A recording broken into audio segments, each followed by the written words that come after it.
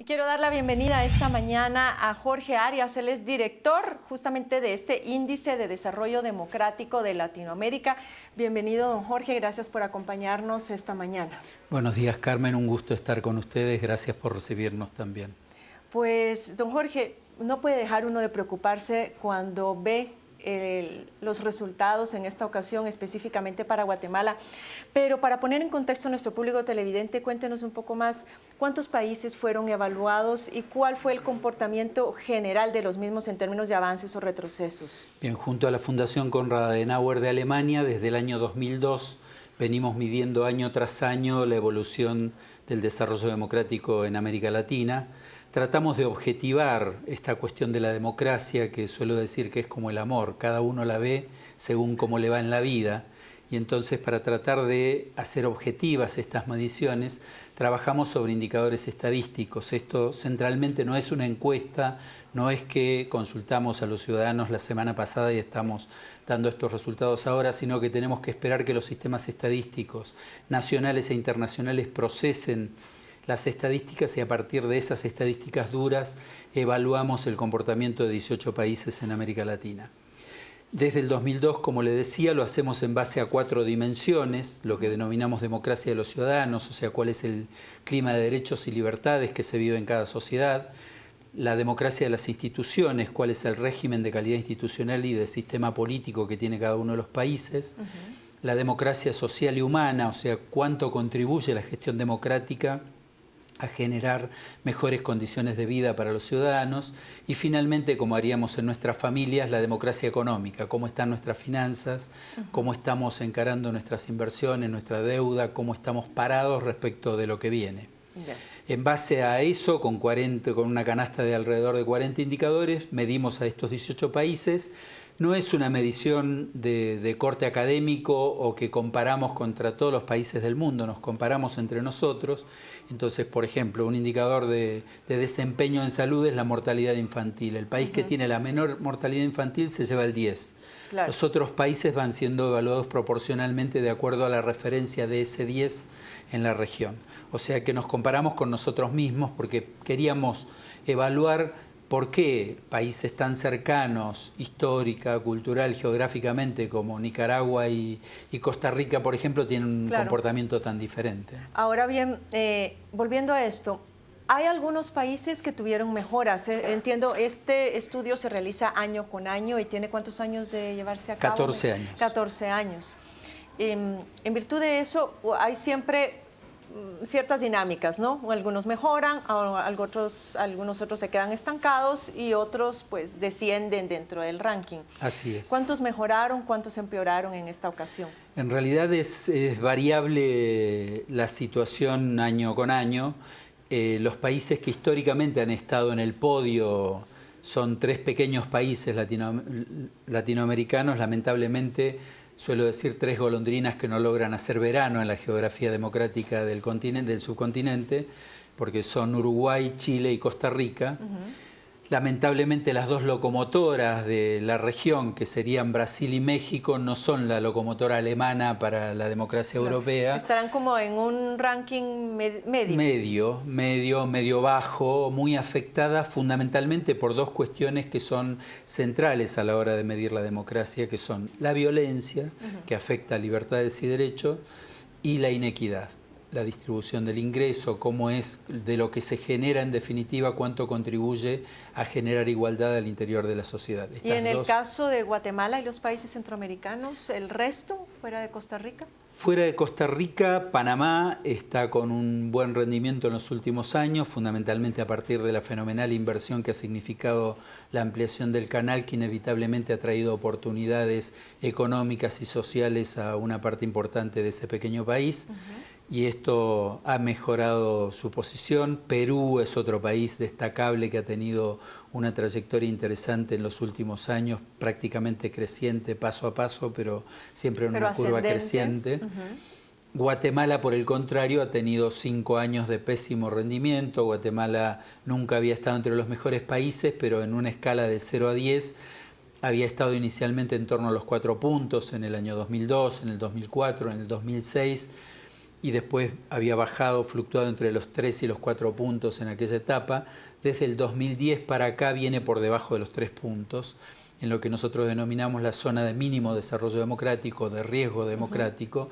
Y bueno, de alguna manera todos los hechos que ustedes vivieron... En este momento, por así decirlo, hemos tocado el piso. Estamos en el último lugar de ese ranking. Exactamente. Todavía con una medición, esto hay que aclararlo bien, la del 2015 se refiere al evaluar estadísticas a los datos que había a diciembre de 2014. Sí.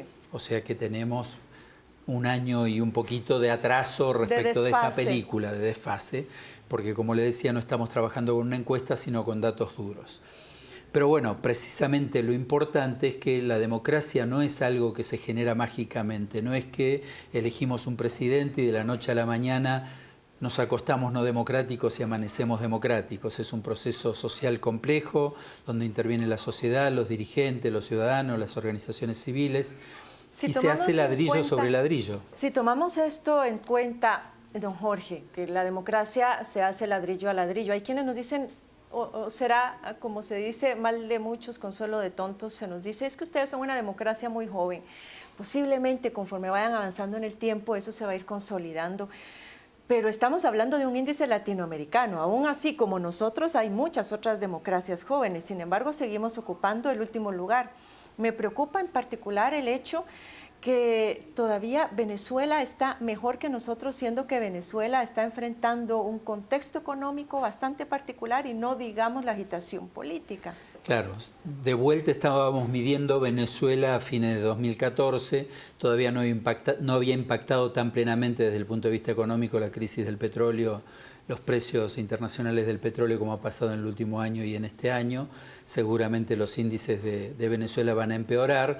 Venezuela, con el proceso chavista, había generado algunos indicadores sociales mejores, había habido políticas de inclusión de la mano de estos precios altos del petróleo precisamente y de ese excedente de recursos, habían generado algunas condiciones sociales buenas que pese a la pérdida de libertad, pese a la pérdida de muchos valores democráticos, todavía compensaban algunas cuestiones y por eso no caía tan al fondo. Pero bueno, está pegado a Guatemala en el fondo de la tabla también en los últimos años, así que veremos qué es lo que pasa con esta próxima medición, pero Venezuela viene francamente en caída. Pero creo que lo interesante es no tomar el índice como una verdad revelada, nada lo es. De alguna manera es una jibarización de la realidad, un reduccionismo en el cual trabajamos con un set de indicadores que pueden tener algunos errores, que pueden... Porque lo importante es analizar algunas la estructura. Otras mediciones, como el índice de percepción, por ejemplo, el de Freedom House y todo esto, que cada uno en sí mismo podría tener su propia debilidad. Exactamente. Obviamente no hay una radiografía que nos permita día con día ir midiendo cómo está la democracia. Incluso las encuestas que se hacen son muy parciales, se refieren solamente a grupos de ciudadanos. Es muy difícil tener una medición absolutamente objetiva, pero... Lo importante de esto es que desde donde estamos se puede mejorar. Claro. Y esto demanda una exigencia para la dirigencia y para la ciudadanía. En general, donde hay mala democracia es producto de malos dirigentes, malos partidos políticos, malos sistemas institucionales y también malos ciudadanos. Ese era mi punto. Vamos a irnos ahora, doctor, porque nosotros ponemos una pregunta en nuestras redes sociales cada mañana porque siempre tenemos pues, gran participación por parte de nuestros seguidores. Y en esta ocasión se les preguntó, ¿a qué atribuye usted el hecho que Guatemala se encuentre en el último lugar de este ranking de desarrollo democrático? Y Pietro está listo para dar lectura a esos comentarios. Así es, Carmen, hoy son bastantes los comentarios y muy variadas las opiniones que nos llegaron al canal por parte de nuestros televidentes en Facebook. Y estos son los comentarios. Byron nos dijo a que los diputados y funcionarios públicos trabajen solo para ellos y no piensan en el pueblo. Luego también Johnny Pineda nos dijo la incoherencia, pues en Latinoamérica no han tenido una plaza con los resultados de mi querida Guatemala. A pesar de que esto apenas empieza, hemos dado pasos hacia adelante. Luego también Julián nos dijo, porque todos los guatemaltecos no cumplimos con nuestro deber de trabajar para el desarrollo. Luego también Alejo nos dijo, desarrollo democrático, no hemos avanzado en nada, solo en desarrollo de corrupción. Los culpables somos nosotros mismos por seguir creyendo en espejitos. También Marlene nos dijo, todo ha sido un show durante años. Guatemala no avanza ya que los guatemaltecos hemos permitido que otros decidan por nosotros. Otro comentario que nos llegó es el de Tono Godoy, que nos dijo, porque siempre hemos sido egoístas. Se promete en campaña y se olvida del funcionario. No se invierte en quienes realmente lo necesitan. Por su parte, Pong nos comentó el nefasto sistema de compadrazgo en el que todos vivimos. Casi nadie dentro de la sociedad está exento de ser partícipe. Es el diario vivir de nuestro país. Lucrecia, ha sido comentarista en nuestras redes sociales, dice, falta de cultura. Somos agresivos, pero no educados y muy egoístas. Solo miramos el derecho de nuestra nariz. Y Alejandro nos comentó, si sacaran el aeropuerto de la ciudad se podría construir una metrópoli, lo cual ayudaría al desarrollo del país, más inversión extranjera y no nacional, etcétera. Carmen, la mayoría de los comentarios coinciden en que mucha de la culpa es de nuestra parte. Regresamos con ustedes. Así es decir, se culpabiliza tanto a los malos funcionarios, pero también se hace cierta mea culpa a los ciudadanos. Y era justamente lo que usted nos mencionaba, don Jorge, en términos de la importancia de ejercer una participación activa. Eso está muy bien, pero entendemos también tiene que ser una participación formada, educada, informada sobre todo. Entiendo que de estas 4 variables que usted nos mencionaba en un principio, que son evaluadas, hay solamente una en la cual tuvimos cierta mejoría y tuvo que ver justamente con la democracia de los ciudadanos. Claro. En particular, ¿a qué nos estamos refiriendo acá? ¿Tendría que ver eso con la actividad de la plaza vivida en el 2015? No, porque todavía no la medimos en el 2014. Esto seguramente va a aparecer en la próxima medición. Sin embargo, Guatemala ha venido teniendo ya en el 2014, producto de toda la discusión que hubo con la renovación de las autoridades del órgano judicial, todo un proceso de participación cívica y de los estamentos que han ido discutiendo sobre las designaciones de aquel año. Y hay una riqueza en Guatemala que creo que es una de las fortalezas que tiene la democracia guatemalteca que se deben aprovechar, que es los organismos de la sociedad civil. Se han creado muchos en estos años, han sido muy activos, hay un tremendo activismo en este sentido. Falta extender eso al resto de la ciudadanía y salirnos de esta figura de la Plaza de Guatemala, que estoy viendo allí la fotografía con las banderas, que es muy bonita, que es muy emotiva, que con las redes sociales podemos provocar muchas plazas. De alguna manera la primavera árabe, los disconformes españoles nos han ido enseñando que las redes sociales son muy útiles a la hora de destruir regímenes autoritarios o corruptos, pero son muy poco útiles a la hora de construir procesos políticos duraderos. Entonces creo que el desafío que viene para la democracia guatemalteca y en particular para el presidente Morales ahora es precisamente construir sobre esto, sobre lo que ha pasado el año pasado, construir con bases más sólidas. Yo hacía referencia estos días a que el sociólogo polaco Bauman, que nos habla de la modernidad líquida, la vida líquida, nos cuenta que hemos pasado de una estructura democrática en la que había instituciones sólidas a una democracia líquida, donde hay todos los días cambian las reglas, todos los días cambian las instituciones, todos los días cambian los actores. Y de alguna manera en esa democracia líquida, hace algunas décadas, hace algunos años, en cada proceso electoral buscábamos un capitán de navío que nos condujera en un barco muy grande por un mar seguro hacia el destino que queríamos en nuestra democracia. El mesianismo tan nuestro. Pero ahora no dejamos el mesianismo porque aquel capitán de navío tenía su tripulación, tenía su organización, tenía su barco, que eran los partidos políticos, y ahora pareciera que estamos deslumbrados por los surfistas.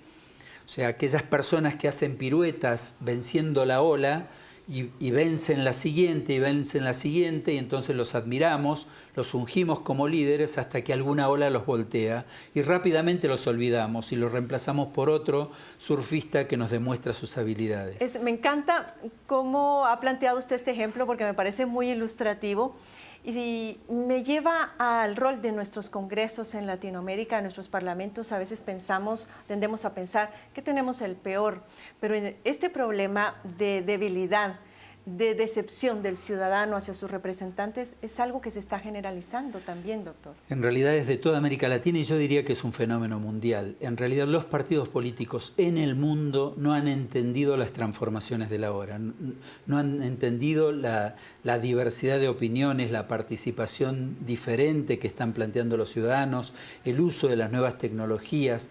No, los partidos políticos no están utilizando las tecnologías para pulsar la opinión de sus afiliados y de sus simpatizantes al interior de las estructuras políticas.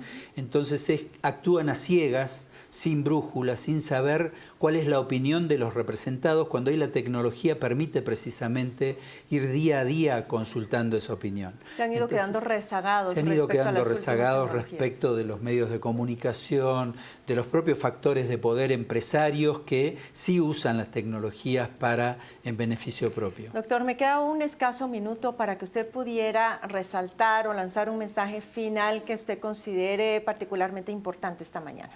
Yo creo que Guatemala tiene una enorme oportunidad a partir del proceso que se ha iniciado el año pasado. Obviamente es responsabilidad de dirigentes y de dirigidos. Tenemos un déficit muy fuerte de construcción de ciudadanía, hay que trabajar fuertemente sobre esta cuestión. Tenemos ciudadanos que ni siquiera saben que son ciudadanos, que tienen derechos, libertades y obligaciones.